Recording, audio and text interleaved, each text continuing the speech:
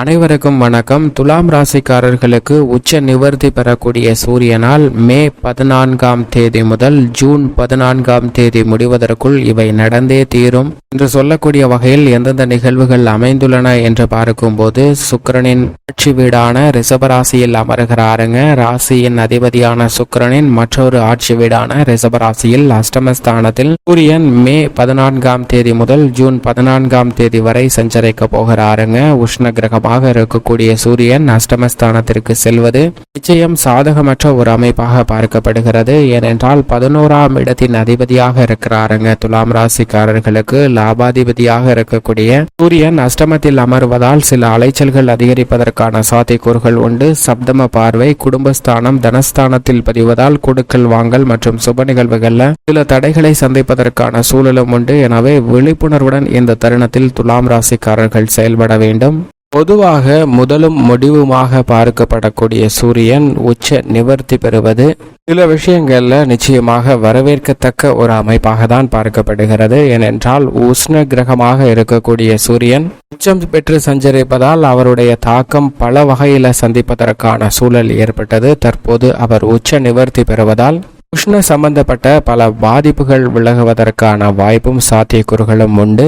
அக்னி நட்சத்திரம் மே 4 28ஆம் தேதி வரை நடைபெற்றாலும் கூட உச்ச நிவர்த்தியை முதன்மை கிரகமாக இருக்கக்கூடிய சூரியன் மே 14ஆம் தேதி முதல் அடைகிறாருங்க. மே 14ஆம் தேதி முதல் ஜூன் 14ஆம் தேதி முடிவதற்குள் உச்ச நிவர்த்தி பெற்று சுக்கிரனின் ஆட்சி வீடான ரிஷபராசியில் வலுவாக சஞ்சரிக்கிறார். அப்படி சஞ்சரிப்பதன் காரணமாக இவை நடந்தே தீரும் என்று சொல்லக்கூடிய வகையில் எந்தெந்த நிகழ்வுகள் அமைந்துள்ளன என்று பார்க்கும்போது, உஷ்ண கிரகமாக இருக்கக்கூடிய சூரியனின் உச்ச நிவர்த்தி என்பது பல்வேறு வகையில ஏற்பட்டு வந்த உடல் சார்ந்த ஆரோக்கிய தொல்லைகள் விலகுவது மட்டுமல்லாது, நீங்கள் எதிர்பார்க்கக்கூடிய நல்ல ஆரோக்கியம் திருப்திகரமாக அமைவதற்கான சூழல் இந்த தருணத்தில் மிகவும் வலுவாக கிடைக்கிறது. ஆளுமையும் அதிகாரமும் கொண்டவராக பார்க்கக்கூடிய சூரியன் உச்ச நிவர்த்தி பெறுவதால் சில உயர் பதவிகள் மற்றும் புதிய வாய்ப்புகள் எதிர்பார்க்கும் போது சின்ன சின்ன தடைகள் ஏற்படுவதற்கான சாத்தியக்கூறுகள் உண்டு. ஏனென்றால் சூரியனின் பார்வையில் சுக்கிரன் பகை கிரகமாக பார்க்கப்படுகிறார். இப்படி பகை கிரகமாக இருக்கக்கூடிய சுக்கிரனின் ஆட்சி வீடான ரிஷபராசிக்குள் நுழைந்திருப்பதால் சின்ன சின்ன தடைகளை சந்திப்பதற்கான சூழல் உண்டு.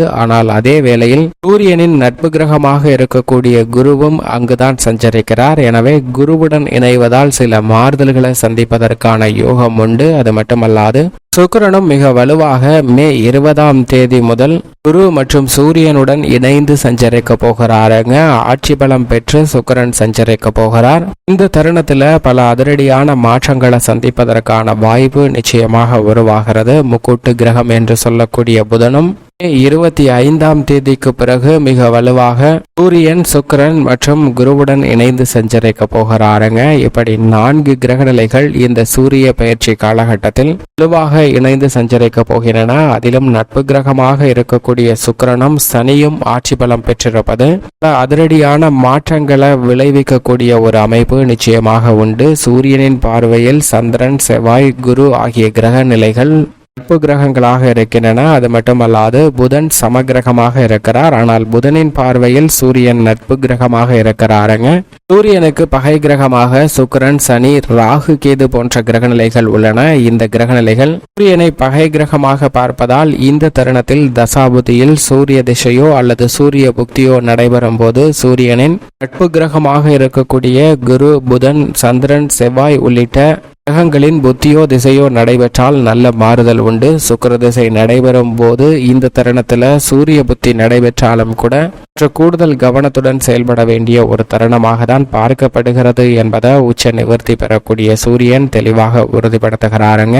பொதுவாக சூரியனை பொறுத்த வரைக்கும் பாவ கிரகமாக பார்க்கப்படுகிறார். அவர் ஒருவருடைய ஜாதக அமைப்பில் 3, 6, 10 மற்றும் 11 ஆகிய இடங்களில் சஞ்சரிக்கும் போது அபரிவிதமான வளர்ச்சியும் நன்மையும் மிக அதீதமாக அள்ளி கொடுக்கக்கூடிய ஒரு அமைப்பாக பார்க்கப்படுகிறது. சற்று மிகவும் சாதகமற்ற ஒரு அமைப்பு என்றால் நிச்சயமாக அது ஜென்மத்திலோ அல்லது அஷ்டமத்திலோ உஷ்ண கிரகமும் முதன்மை கிரகமுமாக இருக்கக்கூடிய சூரியன் அமரும் போது சில சிக்கல்களை சந்திப்பதற்கான சூழலும், ஆரோக்கிய தொல்லை, அலைச்சல் உள்ளிட்ட பல சிரமங்களை சந்திக்க வேண்டிய சூழ்நிலையும் ஏற்படுவதற்கான சாத்தியக்கூறுகள் உண்டு. ஆனால் 3, 6, 10, 11 அபரிவிதமான வளர்ச்சியும் முன்னேற்றத்தையும் மிக வலுவாக அள்ளி கொடுப்பாருங்க சூரியன். அலைச்சல் இல்லாமல் உங்களுடைய சிறு முயற்சி கூட மிகப்பெரிய அளவில் காரிய வெற்றி நிறைந்து பெறுவதற்கான யோகத்தை அள்ளி கொடுக்கக்கூடிய வலுப்பெற்றவராக பார்க்கப்படுகிறார். அப்படிப்பட்டவர் நீச்சம் பெற்று சஞ்சரிக்கக்கூடிய வேளையில் நடுநிலையான பலனாக 4, 12 சற்று கூடுதல் நன்மை கிடைக்கக்கூடிய இடங்களாக 2, 5, 7, 9 ஆகிய இடங்கள் பார்க்கப்படுகின்றன. இந்த இடங்களில் சூரியன் சஞ்சரிக்கும் போது சில மாறுதல் நிச்சயமாக ஏற்படுவதற்கான சாத்தியக்கூறுகள் உண்டு.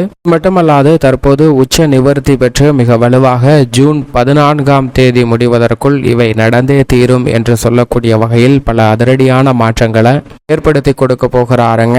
ஏனென்றால் அதிலும் குறிப்பாக உடல்நல ஆரோக்கியம் திருப்திகரமாக அமையும். பல்வேறு வகையில சங்கிலி தொடர்போல் நீண்டு வந்த சில சிரமங்கள் விலகும். குறிப்பாக இல்லத்தில் சுப நிகழ்வுகளில் திட்டமிட்ட தடைகள் அதிரடியாக விலகக்கூடிய ஒரு தருணமாக பார்க்கப்படுகிறது. மிக அற்புதமான தருணமாக இந்த தருணம் அமைந்துள்ளது. எப்பேற்பட்ட சுப நிகழ்வுகளையும் தடையில்லாமல் சிறப்பாக செய்து முடிக்கக்கூடிய யோகத்தை நிச்சயமாக ஏற்படுத்தி கொடுக்கிறாருங்க. இது மட்டுமல்லாது உச்ச நிவர்த்தி பெற்றிருந்தாலும் ஆளுமையும் அதிகாரமும் மிக்க வாய்ப்புகளும் பொறுப்புகளும் உங்களை தேடி வருவதற்கான சாத்தியக்கூறுகள் உண்டு. இவற்றை சரியான முறையில் பயன்படுத்திக் கொள்வது உங்களது கையில்தான் இருக்கிறது என்பதை சூரியன் உறுதிப்படுத்துகிறார். ஏனென்றால் இந்த வேளையில் சூரியன் மிக வலுவாக புத ஆதித்ய யோகத்தையும் குரு சூரிய யோகத்தையும் மிக வலுவாக ஏற்படுத்தி கொடுக்க போகிறாருங்க. எனவே பல நன்மைகளை இல்லத்தில் மட்டுமல்ல தொழில், வியாபாரம், உத்தியோகம் சார்ந்த பணிகளில் கிடைப்பதற்கான யோகம் உண்டு. அதை உங்களுடைய அன்றாட வாழ்வில் உணர்வதற்கான வாய்ப்பு நிச்சயமாக ஜூன் 14 முடிவதற்குள் கிடைப்பதற்கான சாத்தியக்கூறுகள், இவை நடப்பதற்கான வாய்ப்புகள் நிறைந்து உள்ளது என்பதை சூரியன் உறுதிப்படுத்துகிறார். துலாம் ராசிக்காரர்களை பொறுத்தவரைக்கும் குருவுடன் இணைந்து மிக வலுவாக அஷ்டமஸ்தானத்தை வலுப்படுத்துகிறாருங்க சூரியன். ராசியின் அதிபதியான சுக்கிரனுக்கு பகை கிரகமாக சூரியனும் குருவும் இருக்கின்றன. சுக்கிரனின் பார்வையில் குரு சமகிரகமாகவும்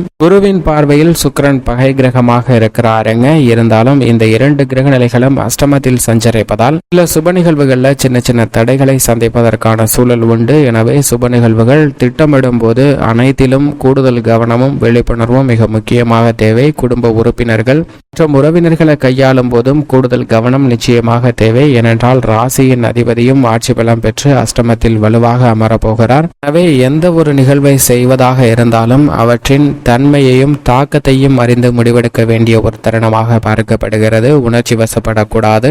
எடுத்தோம் கவர்த்தோம் என்று எந்த விதமான பணியிலும் இந்த தருணத்தில் துலாம் ராசிக்காரர்கள் நிச்சயமாக ஈடுபடக்கூடாது. உத்தியோகம் சார்ந்த பணிகளில் சனி 5இல் சஞ்சரித்தாலும் நீங்கள் செய்யக்கூடிய சிறு தவறு கூட மிகைப்படுத்தி காட்டப்படுவதற்கான சூழல் உண்டு. எனவே உத்தியோகம் சார்ந்த பணிகளில் சற்று விழிப்புணர்வு தேவை. தொழில்துறை, வியாபாரத்துறையில் கொடுக்கல் வாங்கலில் கூடுதல் கவனத்துடன் இருங்க. கடன் சார்ந்த தொல்லைகளை அதிகமாக எடுத்துக்கொள்ள வேண்டாம். கடன் சார்ந்த சூழ்நிலைகளால் சில சிரமங்களை சந்திப்பதற்கான வாய்ப்பு உண்டு. இவை தொழில் மற்றும் வியாபாரம் சார்ந்த பணிகளில் நன்கு திட்டமிட்டு செயல்பட வேண்டிய ஒரு தருணமாக பார்க்கப்படுகிறது. கலைத்துறையின் நாயகனாக இருக்கக்கூடிய ராசியின் அதிபதி 7இலும் 9ஆம் தேதிக்கு பிறகு அஷ்டமஸ்தானத்திலும் அமரப்போகிறாருங்க. எனவே இந்த தருணத்தில் முற்பகுதியில் நல்ல முன்னேற்றம் நிறைந்து கிடைக்க போகிறது. சனி, சுக்கிரன் என பல கிரக நிலைகள் சாதகமாக வலம் வந்தாலும் சூரியன் சற்று சாதகமற்ற நிலையில் அஷ்டமத்தில் இருப்பதால் அலைச்சல் கலைத்துறை ரீதியான பணிகளில் அதிகரிக்கும். அரசியல் சார்ந்த பணிகளிலும் முடிவெடுக்க முடியாமல் சில விஷயங்கள்ல தடுமாற்றத்தை சந்திப்பதற்கான சூழல் உண்டு என்பதை தெளிவாக உறுதிப்படுத்துகிறாருங்க சூரியன்.